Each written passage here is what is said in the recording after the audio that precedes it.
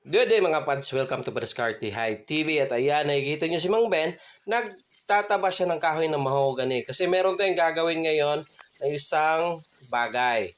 Yun yung bahay ng ating aso. Kasi meron tayong isang aso na wala pa siyang bahay. At kapag umuulan ay medyo nababasa ang kanyang area. So ayun, ang gagawin natin ay gagawa tayo ng bahay ng aso out of kahoy ang gagamitin, hindi yung bakal kasi medyo malaki yung kailangan natin pera pag bakal lang ating gagawin.